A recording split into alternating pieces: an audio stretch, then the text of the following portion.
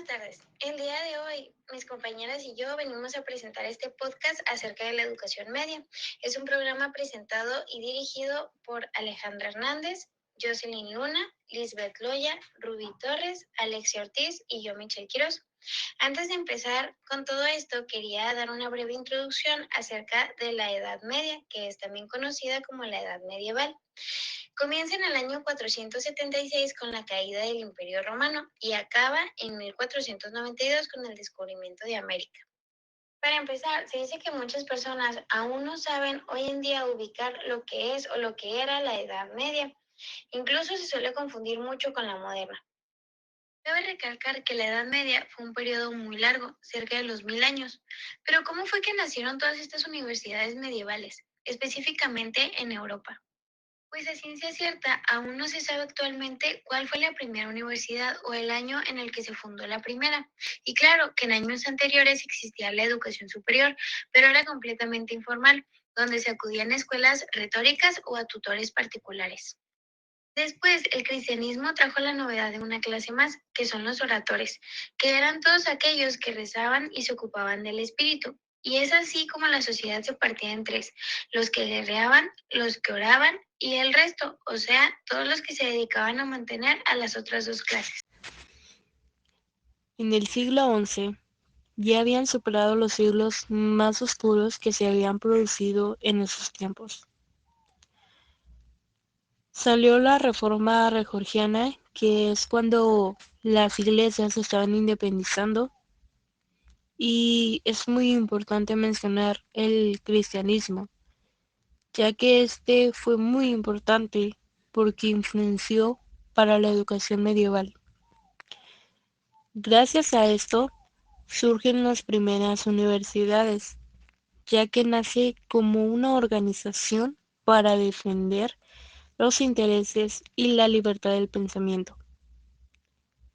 Se mantuvieron optimistas, ya que en su renovación mejoraba cada vez más y empiezan a aparecer las primeras universidades. Gracias a esa razón, como una sociedad que mejoraba cada vez más. Empezaron a estudiar en las catedrales el Evangelio, también el derecho canónico y a los pocos autores de la antigüedad. Se leía el latín. Crear una corporación de distintas naciones a la cual llamaron universitas. Bien, entonces la primera universidad de la historia está en Bolonia, es lo que han convenido la mayor parte de historiadores y la propia universidad que lo lleva en su escudo. Dato del año 1088, es decir, de la recta final del siglo XII. Empiezan a surgir lentamente por toda Europa occidental las primeras universidades. Estas iban adquiriendo características comunes. ¿Qué son las características comunes? Son grupos organizados por estudiantes y maestros que estudian una serie de materias bien definidas en torno a la filosofía y teología, y que aspiran a ser reconocidas eh, por las autoridades del lugar donde decidieron reunirse mediante la concepción de un fuero. Pero tenemos que tener en cuenta que la universidad no nace como voluntad de algún rey o del papa. La universidad es algo surgido de abajo de la sociedad de una manera espontánea. Es cuando han aparecido los primeros cuerpos universitarios, cuando buscan su reconocimiento de las autoridades, tanto de las locales como para los reyes o la propia Roma. Pues los grupos de universitarios eran un invento que estaba muy bien. Las ciudades en donde se formaban en estos grupos extraían grandes beneficios de sus presencias. Los comerciantes hacían muchos negocios por su margen en principio, aunque les gustaba tenerlos, aunque de vez en cuando cedes más. La universidad era buena para la economía local, de hecho tan buena que a partir del siglo XII lo que se empieza a ver es que los estudiantes y los profesores ven que si los tratan bien. Estos organizan huelgas y amenazas a las personas importantes, como al Papa, como a la organización, como a la iglesia, en fin. La huelga que tuvo lugar en el año 1229 fue a raíz de varios disturbios que fueron provocados por estudiantes borrachos durante el carnaval. El Papa Gregorio tuvo que intervenir y concedió por esto, como consecuencia, a la Universidad de París el título de Madre de las Ciencias, que sigue extentando. Y también se le concedió una bula que se sigue considerando como la carta magna de esta universidad. Las huelgas eran consideradas muy peligrosas. ¿Pero por qué? Tanto existían estudiantiles como profesoriles, pero se consideraban peligrosas porque podían desatar algo muchísimo peor si la comunidad universitaria se mudaba, que fue lo que sucedió en la propia Bolonia, que esta era la patria chica de las universidades. En esta época, ¿quiénes protegían y promovían las universidades? Bueno, pues eran los reyes. Ejemplo de esto era en España la monarquía de Castilla y luego la monarquía de Aragón. La primera universidad en España fue la llamada Palencia, que fue fundada como un estudio general por Alfonso VIII en el año 1210, aunque años después se movió a la Valladolid. La Universidad de Palencia hoy no existe como tal. Esta universidad está en el top 10 de universidades más antiguas en el mundo. Se encuentra en el sexto lugar. Antes de esta se encuentran las universidades como fueron la Bolonia, la París, Oxford, Vicenza, Cambridge, y 8 años después se fundó la Salamanca.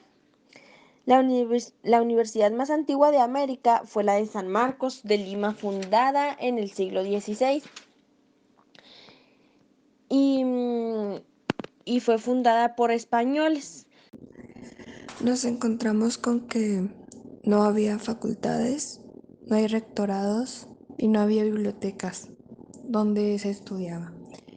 Los estudiantes tomaban un poco de clases donde ellos podían, como en edificios prestados e incluso en casas particulares, también en monasterios y hasta en iglesias y sobre todo en la misma catedral.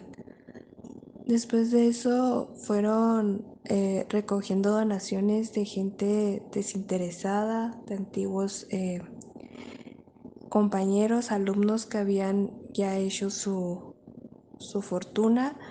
Así se realizó, por ejemplo, el Colegio de la Sorbona. Se fundó en 1253 y fue confirmado en 1257, que se conoce como la Universidad de París por Robert de Sorbonne. Y después se desintegró ese colegio por decreto el 5 de abril de 1792, después de la Revolución Francesa. Bueno, Sorbonne era un especialista en teología. Él hizo un colegio solo para estudiar teología y también para que los mismos estudiantes pudieran quedarse ahí. Había habitaciones y todo lo necesario para que ellos pudieran habitar. Sorbonne fue un pionero de muchas cosas. Una de ellas era el vivir de las donaciones, como se mencionó antes. Y gracias a eso, él levantó el edificio Sorbona. Bueno, los estudiantes siempre estudiaban lo mismo en las universidades, que eran las artes liberales, que era el trivio y el quadrivio. Cualquier persona instruida en Europa en el siglo XIV tenía que estudiar y llevar esas artes. El trivio era la gramática, la lógica y la retórica, y el quadrivio era la aritmética, la geometría, la astronomía y la música. Las universidades medievales básicamente se estudiaba por libro y no por asignatura. Sin embargo, los libros no eran tan fácil de conseguir. Tanto así que un solo libro pasaba por manos hasta de 1000 estudiantes. Después de 5 o 6 años, el alumno pasaba al tribunal. Y ahí era cuando se recibía su licencia, o sea, es decir, se hacía licenciado, para así buscarse un empleo, ya fuera en la corte o en la iglesia. Realmente, los que daban ahí el empleo, quienes podían otorgar ahí empleos, eran los reyes, los príncipes o directamente la iglesia. Una de las peculiaridades de las escuelas europeas era que no se limitaban a repetir las obras de Aristóteles o las obras de Boecio. Por eso fue que las universidades fueron creando su propio cuerpo teórico.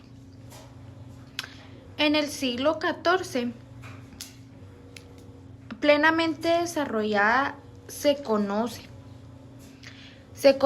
que hay cuerpos teóricos con autores propios, que ya se manejan en las universidades de Europa.